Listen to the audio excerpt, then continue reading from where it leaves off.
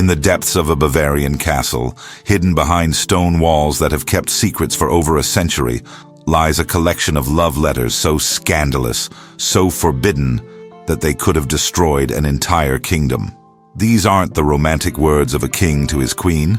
No, these are passionate, desperate love letters written by King Ludwig II of Bavaria to the men he loved in secret, the men he could never publicly embrace, the men whose very existence threatened to bring down the most powerful monarchy in Germany. My beloved friend, my heart burns for you in ways that society would never understand. In your arms, I find the only truth I have ever known. These words, penned by royal hands in the dead of night, reveal a love story that history tried desperately to bury. A love story between a king and his forbidden desires. A love story that would ultimately lead to one of the most mysterious and suspicious deaths in all of European royal history. What you're about to discover tonight will completely shatter everything you thought you knew about royal history. The man they branded as the Mad King wasn't insane at all. He was desperately, tragically in love with a world that would never, ever accept his truth. Behind the fairy tale castles and extravagant spectacles lived a tortured soul who wrote passionate love poems to his male lovers, who snuck through ancient castle corridors for secret midnight encounters, who risked his entire kingdom and legacy for stolen moments of authentic passion. These weren't just casual affairs. Ludwig II formed deep, emotional bonds with men who understood his pain, his isolation, his impossible position as a gay monarch in 19th century Europe.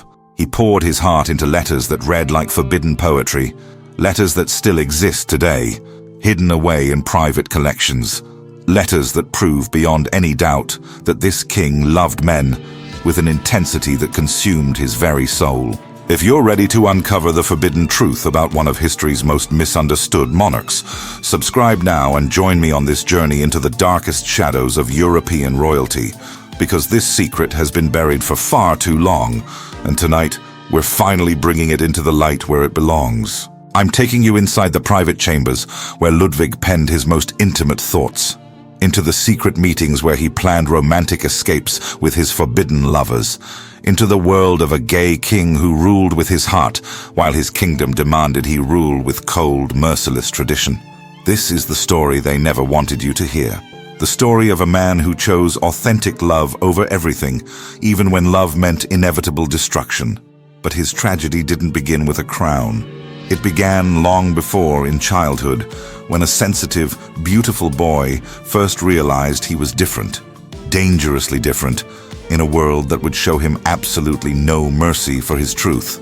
Ludwig's secret started in the royal nursery, where even as a child, he knew deep in his heart that he could never become the king they expected him to be. And that terrible realization would haunt him every single day, every sleepless night, until his mysterious death in the dark, cold waters of Lake Starnberg. Prince Ludwig Otto Friedrich Wilhelm was born into a gilded prison on August 25, 1845. From the moment he drew his first breath in the opulent chambers of Nymphenburg Palace, his entire fate was already sealed by tradition and expectation. He would be king. He would marry a suitable princess. He would produce male heirs to continue the Wittelsbach dynasty. Most importantly, he would live a perfect life for the rest of his life. But even as a small child, Ludwig was different. Startlingly, dangerously different in ways that made the entire royal court deeply uncomfortable. While other royal boys played with toy soldiers and dreamed of military conquest, Ludwig spent countless hours lost in books of romantic poetry, elaborate fairy tales, and passionate literature that made his tutors blush. He preferred the gentle company of his male teachers to rough games with other noble children. He found profound beauty in art, music, and theater in ways that made his father, the stern King Maximilian II, deeply troubled. The court began whispering about the strange, overly sensitive prince who openly wept during emotional operas and wrote intensely personal letters to his handsome male instructors. Ludwig's governess, a sharp-eyed woman named Baroness Leonrod, noted in her private diary that the young prince seemed unusually and inappropriately attached to beautiful young men, and showed concerning tenderness and emotional attachment toward his male companions that went far beyond normal friendship. These dangerous observations were quickly buried in court archives, but the psychological damage was already spreading through the royal family like poison. At 15, Ludwig experienced his first devastating, soul-crushing romantic obsession with a young stable hand named Paul Thurn on taxis. The raw intensity of his feelings completely terrified him. He wrote desperately in his secret diary words that still exist today. "I burn with feelings I cannot name, cannot speak to another living soul, cannot ever act upon without destroying everything I am meant to become. God help me. I am cursed with desires that will surely destroy me and disgrace my family's name forever." His father launched a desperate campaign to cure Ludwig of his unnatural inclinations. The young prince was constantly surrounded by the most beautiful young women in Bavaria, dragged on violent hunting expeditions designed to make him more traditionally masculine, and even threatened with exile to a harsh military academy if he didn't immediately start showing appropriate romantic interest in suitable female marriage partners. But absolutely nothing worked. The harder they pushed Ludwig toward normalcy, the more he retreated into his private inner world of impossible romantic dreams and forbidden desires. The pressure became completely unbearable when Ludwig turned 18 and his father died suddenly of a brain fever, violently thrusting the unprepared young man onto the ancient throne of Bavaria. The crown that should have represented his greatest triumph instead became his heaviest psychological burden. But Ludwig had already fallen deeply, passionately in love with someone whose very presence at court was about to ignite the scandal of the century. March 10th, 1864. Ludwig II stood before the ancient altar of Munich's Frauenkirche, 20,000 subjects watching as the crown of Bavaria was placed upon his trembling head. At just 18 years old, he was now the absolute ruler of 4 million people. But as the weight of gold and jewels settled on his brow, all Ludwig could think about was the impossibility of the life stretching before him. The coronation ceremony that should have been his moment of glory became his personal nightmare. Every cheer from the crowd reminded him that he was living a lie. Every "Long live the king" felt like a death sentence. Because Ludwig knew what his subjects didn't know, what his ministers couldn't even imagine. Their new king was desperately in love with a man, and that love was about to tear his world apart. His name was Richard Wagner, a young groom working in the royal stables. Tall, muscular, with piercing blue eyes and gentle hands that made Ludwig's heart race whenever they accidentally touched. For months, Ludwig had been finding excuses to visit the stables, lingering near Richard's quarters, writing passionate poetry, inspired by stolen glances and brief conversations about horses and hunting. But now, as king, Ludwig faced an impossible choice that would define the rest of his tragic reign. He could pursue his heart and risk destroying the monarchy, or he could bury his feelings and slowly die inside while maintaining the royal facade. There was no middle ground, no compromise, no escape from this psychological torture. The pressure intensified immediately after his coronation. His ministers began pressing him about marriage arrangements. Suitable princesses from across Europe were paraded before him like prize cattle. His mother, Queen Marie, started planning elaborate balls and social events designed to help Ludwig find his royal bride. Every conversation became a reminder that his true self was completely incompatible with his royal duties. Meanwhile, his secret relationship with Richard Wagner was intensifying in the most dangerous way possible. Late-night meetings in the castle gardens, passionate letters hidden in horse saddles, stolen kisses in empty corridors when the court had retired for the evening. Ludwig was playing with fire, and he knew it. One discovery, one whispered rumor, one jealous servant could bring down the entire Bavarian monarchy. The psychological strain began showing immediately. Ludwig started suffering from severe insomnia, pacing his chambers until dawn while writing desperate journal entries about his impossible situation. He began having mysterious illnesses that kept him confined to his private apartments for days at a time. His appetite disappeared, His famous charm and social grace started cracking under the enormous pressure of living a double life. Court physicians recommended marriage as the cure for the young king's obvious emotional distress. If only they knew that marriage was exactly what was killing him inside. Every suggestion, every matchmaking attempt, every discussion of royal heirs pushed Ludwig deeper into a depression that would haunt him for the rest of his life.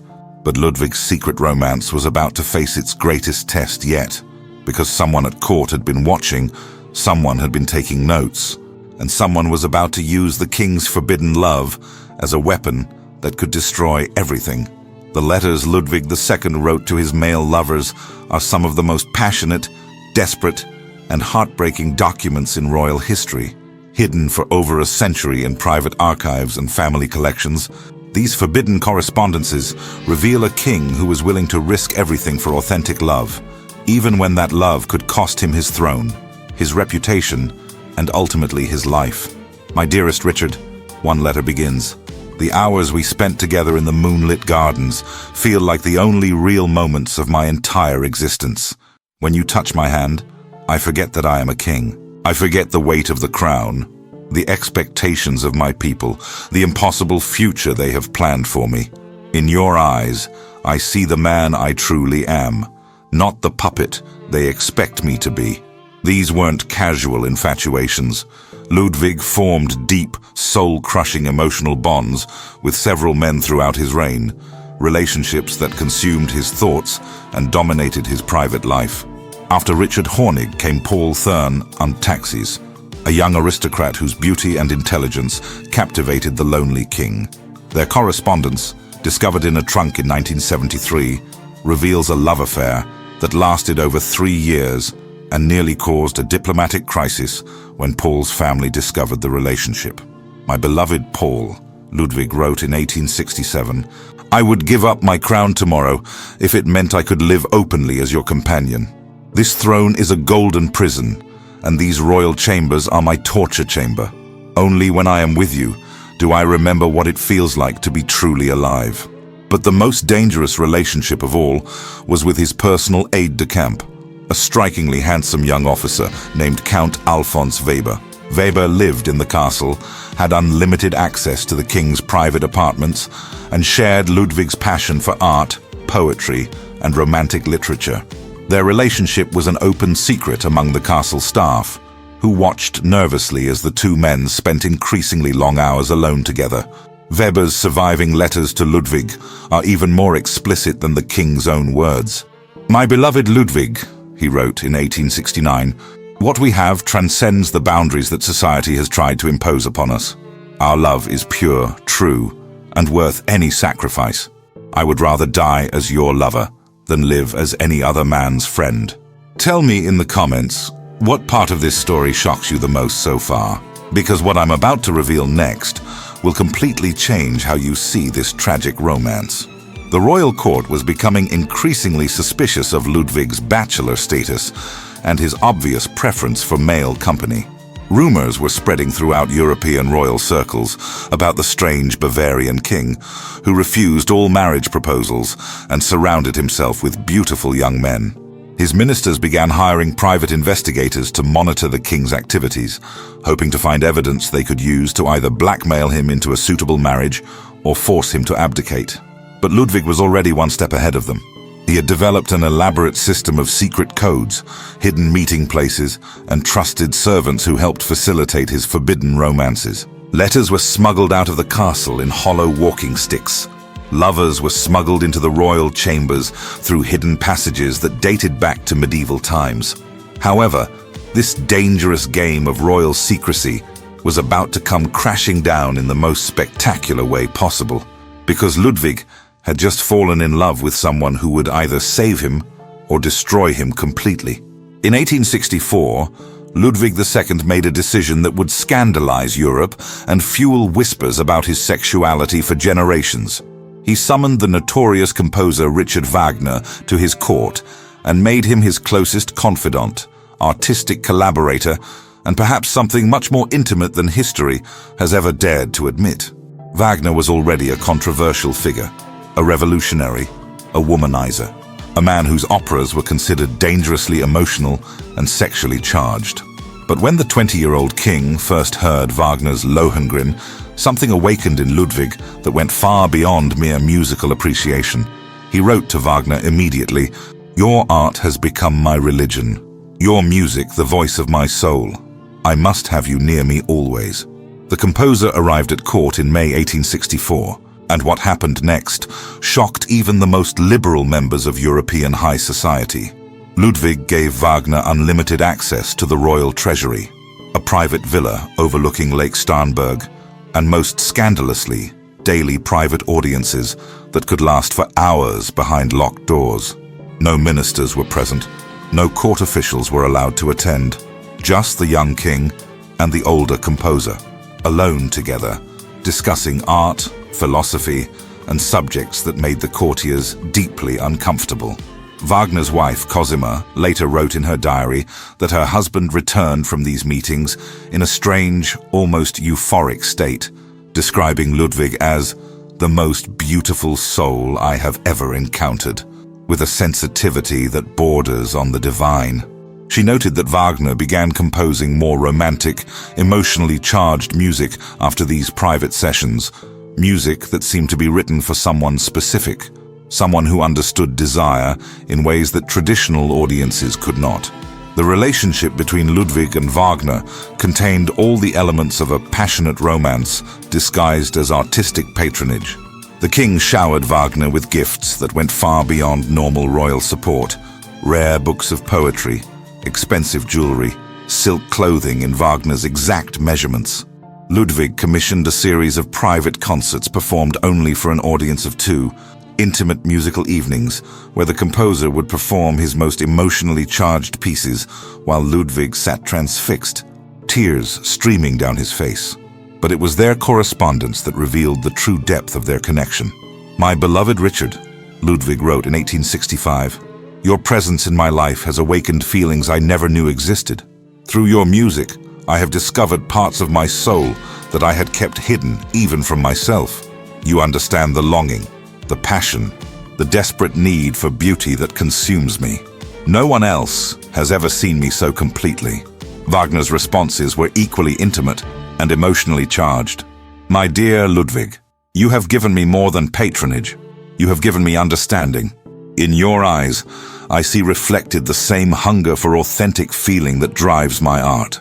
We are kindred spirits, you and I, bound by desires that the world cannot comprehend." The court was becoming increasingly alarmed by the king's obsession with Wagner. Ministers complained that Ludwig was spending more time with the composer than attending to affairs of state. The royal treasury was being drained to fund Wagner's extravagant lifestyle and ambitious operatic projects. Most disturbing of all, Ludwig seemed to be modeling his entire public persona on Wagner's romantic heroes, passionate, tortured figures who chose love over duty and paid the ultimate price for their authenticity. But this dangerous artistic romance was about to face its greatest challenge yet, because the Bavarian people were growing suspicious of their king's strange priorities, and someone was gathering evidence that would expose not just Ludwig's financial indiscretions, but the true nature of his relationship with the controversial composer. In 1869, Ludwig II began construction on what would become the most famous castle in the world, Neuschwanstein. But this wasn't just an architectural project. This was Ludwig's desperate attempt to build himself a sanctuary where he could live as his true self, away from the judgmental eyes of his court, his subjects, and the crushing expectations of his royal position. Every room in Neuschwanstein was designed as an escape from reality. The throne room, with its Byzantine splendor and religious imagery, was never actually used for governing. Instead, Ludwig created it as a private retreat, where he could meditate on the impossible burden of his crown. The Singers' Hall was built specifically for private performances of Wagner's operas, intimate concerts where Ludwig could experience the emotional intensity of forbidden love through music, since he could never express it openly in real life. But the most revealing spaces were Ludwig's private apartments. His bedroom was decorated with scenes from romantic literature, paintings of tragic lovers who chose passion over social acceptance. Hidden throughout these chambers were secret passages, concealed doorways, and private stairwells that allowed certain visitors to enter and leave without being seen by the main household staff. These weren't just architectural curiosities, they were carefully planned infrastructure for a double life.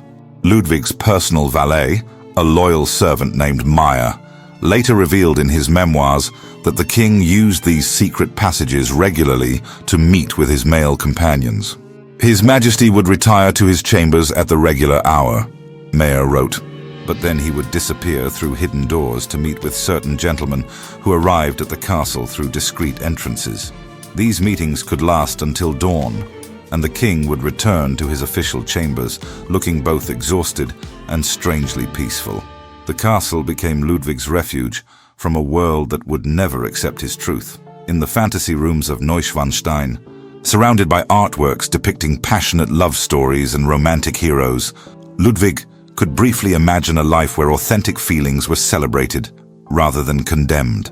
He spent months at a time isolated in his fairy tale fortress, writing poetry, composing letters to his lovers, and planning elaborate romantic scenarios that he could never implement in the real world. But even Neuschwanstein couldn't protect Ludwig from the growing political crisis surrounding his reign. His ministers were becoming increasingly frustrated with a king who seemed more interested in building romantic fantasies than governing Bavaria. The enormous cost of his construction projects was draining the royal treasury. Most dangerously, rumors about his private life were spreading beyond the castle walls and reaching the ears of his political enemies. Wagner, who had been forced into exile due to his scandalous relationship with Ludwig, continued to correspond with the king from his refuge in Switzerland. Their letters, smuggled into Neuschwanstein by trusted servants, reveal a man desperately trying to maintain emotional connections while living in self-imposed isolation. "My dearest Richard," Ludwig wrote in 1873, "this castle has become both my salvation and my prison. Here I can dream of the love we shared, but I am also reminded daily that such dreams are all I will ever have." The king's retreat into fantasy was becoming a full psychological break from reality. He began hosting elaborate dinner parties for imaginary guests, having his servants set places for historical figures like Louis XIV and Marie Antoinette. He would spend hours in animated conversation with empty chairs, discussing politics, art, and romance with people who existed only in his increasingly troubled mind. But Ludwig's enemies were no longer content to simply whisper about his strange behavior. A conspiracy was forming, led by his own government ministers, that would use his isolation and psychological deterioration as justification for the ultimate betrayal. By 1875, Ludwig's secret was becoming impossible to contain. Whispers about the mad king of Bavaria and his unnatural relationships were spreading through every royal court in Europe. What had once been careful gossip among servants was now open speculation among diplomats, ministers, and even foreign newspapers that dared to print what everyone was thinking, but no one would say aloud. The first major scandal erupted when a love letter from Ludwig to Count Alphonse Weber was intercepted by Prussian spies and copied before being delivered. The letter contained passages so explicitly romantic that Prussian Chancellor Otto von Bismarck reportedly used it as evidence of Bavaria's political instability. How can we take seriously a kingdom ruled by a man who writes love poetry to his male officers? Bismarck allegedly told his cabinet, waving the stolen correspondence as proof that Bavaria was no longer a reliable ally. But the real crisis began when Weber himself became a liability.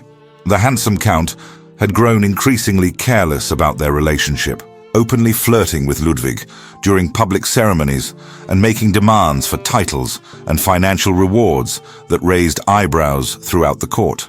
When Weber started bragging to other young aristocrats about his special influence over the king, Ludwig's closest advisors realized they had a blackmail situation on their hands. The breaking point came during a state dinner in 1876 when Weber, emboldened by wine and Ludwig's obvious affection, made a toast that shocked the assembled dignitaries. "To His Majesty," Weber declared, "who has shown me that true love transcends all boundaries of convention and expectation." The toast was met with stunned silence. Foreign ambassadors exchanged meaningful glances. Ludwig himself turned pale and excused himself from the table, realizing that his lover had just publicly confirmed every rumor about their relationship. Within weeks, the scandal had reached the highest levels of European politics. The Austrian Emperor Franz Joseph privately expressed concerns about Bavaria's stability to other German rulers. The French press, always eager to embarrass their German neighbors, began publishing thinly veiled articles about certain Central European monarchs whose personal proclivities make them unsuitable for governing Christian nations. Ludwig's own ministers were panicking. They had spent years carefully managing rumors and suppressing evidence, but Weber's indiscretion had made their king's homosexuality an open secret that could no longer be contained. Emergency meetings were held to discuss damage control. Some ministers suggested forcing Ludwig to marry immediately, hoping that a royal wedding might distract from the growing scandal. Others whispered about more drastic solutions. The psychological pressure on Ludwig became unbearable. He began suffering from severe anxiety attacks during public appearances, sometimes fleeing state ceremonies when he felt the weight of suspicious stares and whispered comments. His relationship with Weber ended abruptly when Ludwig realized that his lover's indiscretions were threatening not just his own reputation, but the stability of his entire kingdom. But ending the relationship didn't end the scandal. Weber, feeling betrayed and angry, began making veiled threats about what he might reveal if Ludwig didn't continue supporting him financially. Other former lovers started emerging from the shadows, sensing opportunity in the king's desperation. What had once been passionate romance was transforming into a web of blackmail, extortion, and political manipulation. The European press was having a field day with barely coded stories about bachelor kings and unnatural preferences. Political cartoons appeared showing Ludwig as a weak, effeminate ruler more interested in art and poetry than military strength. His enemies within Bavaria began using these international humiliations as evidence that their king was unfit to rule a modern nation. But the most devastating blow was yet to come. Because someone very close to Ludwig, someone he trusted completely, was about to betray him in a way that would seal his tragic fate forever. The evidence that would ultimately destroy Ludwig II was hidden in a secret compartment behind a false wall in his private study at Neuschwanstein castle. Over 300 love letters, written in Ludwig's own handwriting, addressed to at least 7 different men over a span of 15 years. These weren't innocent friendship correspondence. These were passionate, explicit, desperate declarations of romantic and sexual love that read like forbidden poetry from a tortured soul. The most devastating letters were addressed to his longest secret relationship, Prince Paul von Thurn und Taxis, an Austrian nobleman who had been Ludwig's most intimate companion from 1867 to 1872. Their correspondence reveals a love affair so intense, so all-consuming, that Ludwig repeatedly wrote about abdication, exile, even suicide, rather than continuing to live without Paul's love. My beloved Paul, one letter from 1870 reads, "Last night I dreamed we were common men, free to walk hand in hand through the streets of Munich without fear, free to share a home, a bed, a life together, without the weight of crowns and expectations crushing our souls. I woke weeping, knowing that such happiness is forever denied to us. Yet I would rather suffer this exquisite torture of loving you than live a single day without knowing your touch." Even more explosive were the letters to Joseph Kainz, a young Austrian actor who had captured Ludwig's heart during a performance of Schiller's Don Carlos in 1881.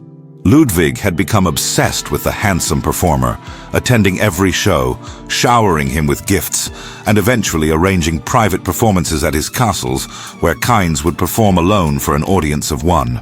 "My darling Joseph," Ludwig wrote after one of these intimate performances, "watching you embody the passion of Carlos tonight awakened feelings in me that I thought had died with my youth. Your beauty, your talent, your understanding of tragic love speaks to the deepest parts of my soul. I know I'm a king, and you are a performer, but in my heart, We are simply two men who recognize in each other the capacity for love that transcends all social boundaries. The relationship with Kinds became Ludwig's final attempt at finding authentic love. The king wrote to the actor daily, pouring out his loneliness, his desperation, his growing detachment from reality. "I live only for your letters," Ludwig confessed in 1882. "This kingdom, this crown, these subjects who demand so much of me, they are all shadows compared to the reality of my feelings for you. If I could trade my throne for 1 year as your companion, I would sign the abdication papers this very moment." But the most dangerous correspondence was recently discovered in 1994, hidden in the personal papers of Ludwig's valet. These letters reveal a secret relationship with a young cavalry officer named Lieutenant Friedrich von Miller, who served as Ludwig's personal bodyguard from 1883 to 1886. Their affair was conducted with extraordinary recklessness, taking place within the royal residence, while court officials and foreign dignitaries were present for state functions. "My Friedrich," Ludwig wrote in what would be his final love letter, dated just weeks before his death. "They are closing in on us, my darling.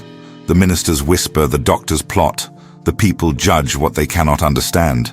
But know this, whatever happens to me, whatever fate they have planned, my love for you is the only truth I have ever known.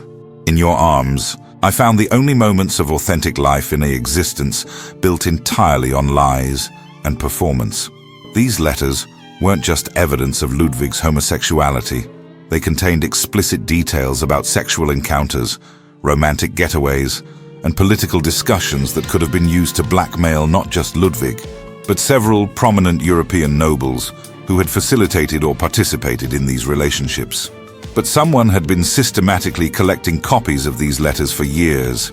Someone with access to Ludwig's private chambers, someone he trusted completely, someone who was building a case that would be used to justify the most shocking political coup in Bavarian history. The conspiracy against Ludwig II was no longer just about his fitness to rule. It had become a systematic plot to use his own words of love as weapons of destruction. June 1886. In a secret meeting at the Bavarian Ministry of Justice, 4 men gathered around a table covered with the most dangerous documents in European royal history. Prime Minister Johann von Lutz, court physician Dr. Bernhard von Gudden, Justice Minister Friedrich von Feilich, and Foreign Secretary Kraft von Kreilsheim were planning something unprecedented: the forced abdication of a reigning monarch using his own love letters as evidence of mental incompetence. The conspiracy had been brewing for months. Ludwig's massive debts from castle construction and his complete withdrawal from governmental duties had given his ministers political justification.